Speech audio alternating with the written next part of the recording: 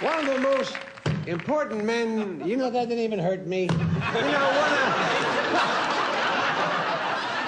one of the most important men on any president's staff is his press secretary. He's the one responsible for, this is quite a word.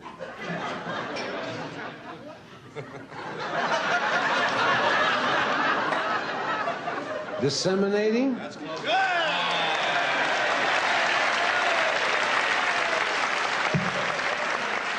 He's the one responsible for decimating information.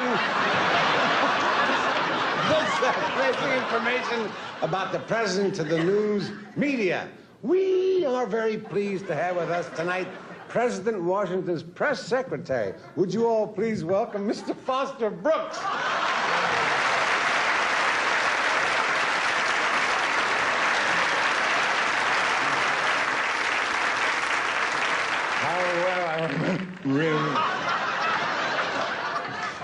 How well I remember the one evening, Mr. President, that you'd invited me to your home for dinner. After you and your lovely wife had a brief discussion as to the loyalty to one another down through the years.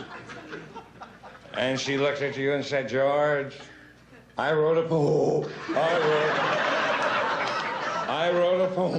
about that. And you looked at Martha and said, let me hear it. And she said, you say you've always been faithful, that you've never cheated once. And yet there are times when I feel that I must be an awful dunce.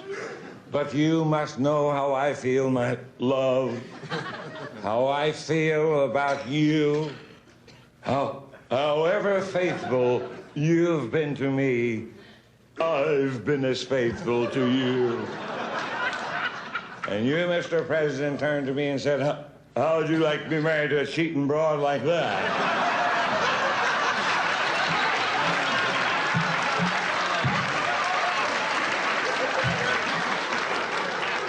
And I wish to thank you, sir, or madam, whatever the case may be. Yes, I am the man in charge of disseminating news about George Washington. Some of the stories I disseminate are real.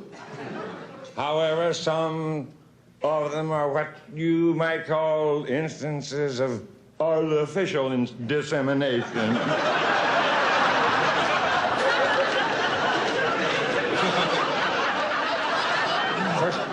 First of all, you all know that story I put out about George chopping down the cherry tree. Well, it is true as far as it went. But do you know why he chopped down that cherry tree? Pure spite. He wanted to stop little Tommy Jefferson's poodle from using it.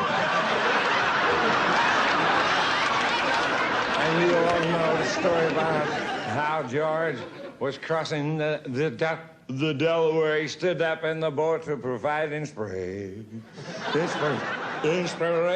to his men. That was not the reason. He just wanted to get a better look because he heard that Dolly Madison was skinny dipping.